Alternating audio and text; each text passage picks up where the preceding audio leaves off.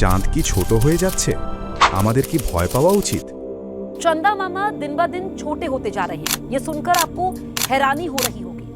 কোটি কোটি বছর ধরে রাতের আকাশে চাঁদকে আমরা একই রকম দেখে আসছি, কিন্তু আপনি কি জানেন আমাদের এই চিরচেনা চাঁদ আসলে আস্তে আস্তে ছোট হয়ে যাচ্ছে? হ্যাঁ, ঠিকই শুনেছেন, চাঁদ সংকুচিত হচ্ছে, আর এর ফলে সেখানে ঘটছে ভয়াবহ সব ভূমিকম্প। কেন এমন হচ্ছে, আর এতে আমাদের পৃথিবীর কি ক্ষতি হতে পারে? চলুন আজকের ভিডিওতে একদম সহজ ভাষায় বুঝে নিই চাঁদ কেন ছোট হচ্ছে। বিষয়টি বুঝতে একটি আপেলের কথা ভাবুন।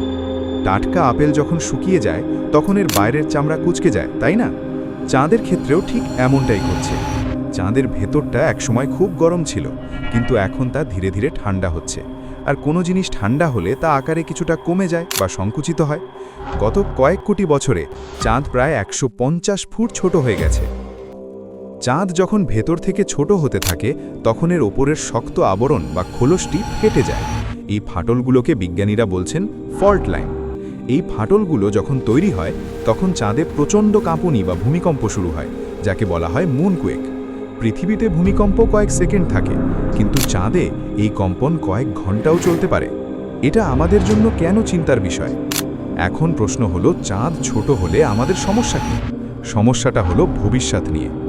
নাসা খুব শীঘ্রই চাঁদের দক্ষিণ মেরুতে মানুষ পাঠানোর এবং সেখানে ঘরবাড়ি তৈরির পরিকল্পনা করছে।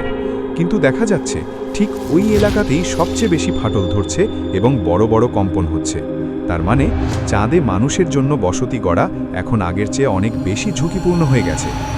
মহাবিশ্ব প্রতিনিয়ত বদলাচ্ছে, আর আমাদের চাঁদও তার ব্যতিক্রম নয়।